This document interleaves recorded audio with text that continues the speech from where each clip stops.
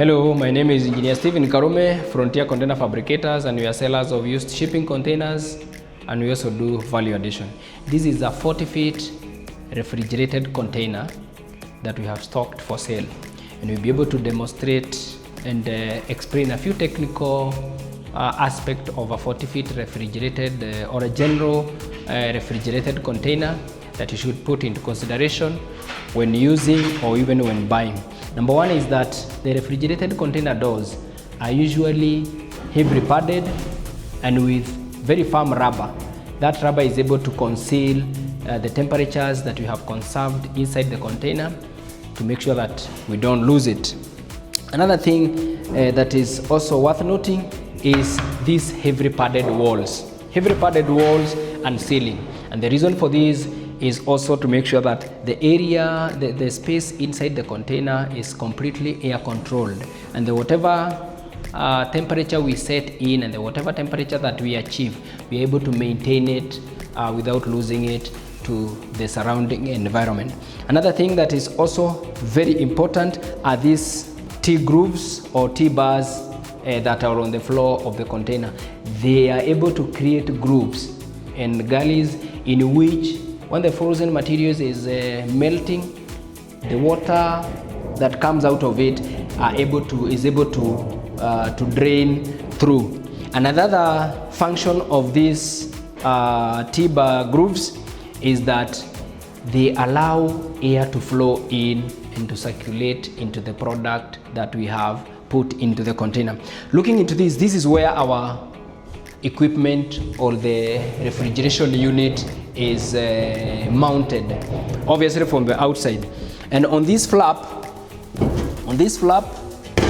it's used or it is designed to guide the cold air that has been pumped by the refrigeration unit into the product, into these grooves, and then it follows the groove all the way and comes up at whatever point the products are, so that the whole container at the same time is able to distribute that cold air, and the product at this point and the product at the end closer to the door, they all receive the cooling effect and the refrigeration effect at the same time. And obviously it is also very important when you are arranging your goods, you arrange them in a way that they do not create congestion and blockage to the airflow and to the cold airflow, because once you do that, then some of the product will not be able to get the cold air, and at the same time the hot air that has been pushed up, cold air settles down and the hot air rises up, it's lighter.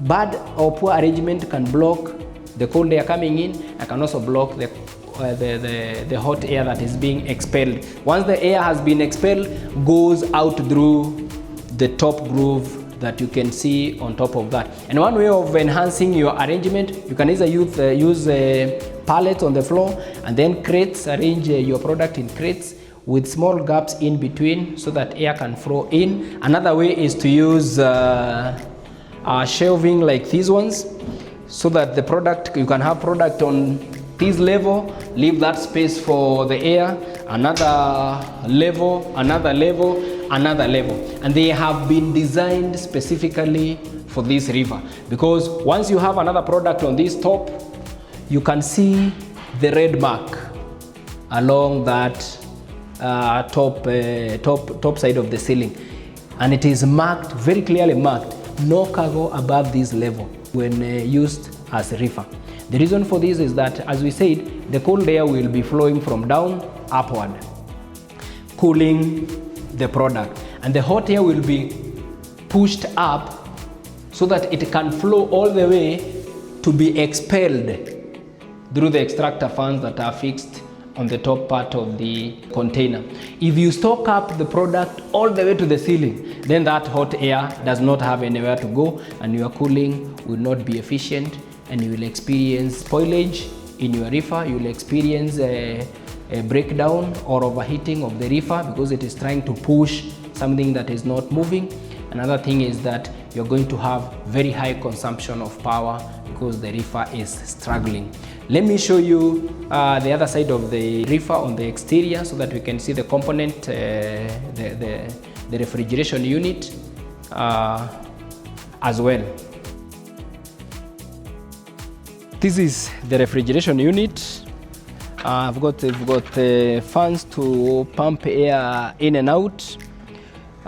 This is the gas cylinder, and this is the component that cools our product and pushes the cold air. This is the control unit, or the control panel. It has got a display for the temperatures that have been set, and you're also able to set plus or minus to whatever temperatures that you're looking for. This is up all the way to positive 30. That is the highest the reefer can go, and this is down to negative 30, and that is the lowest our reefer can go. For frozen units, anything below 15 to 20 negative 15 to 20 degrees, you're able to achieve that. For milk, you can do maybe plus 4, 5 or thereabout, depending on the specification that you've been given to the organization that you are supplying, or the standards that have been kept for milk, for vegetables, for any other product that you are storing in the reefer.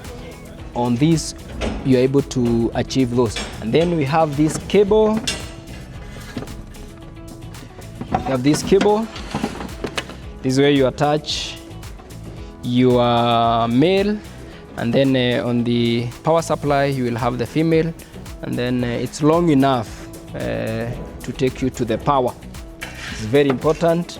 This reefer takes 3-phase, so that cable is able to hold 3-phase power from the source. And that is it for now. For all your container needs, for your refrigerated container needs, contact Frontier Container Fabricators. We are able to supply, we are able to service, and we are able to deliver to your specific location. Karibuni sana, and we appreciate.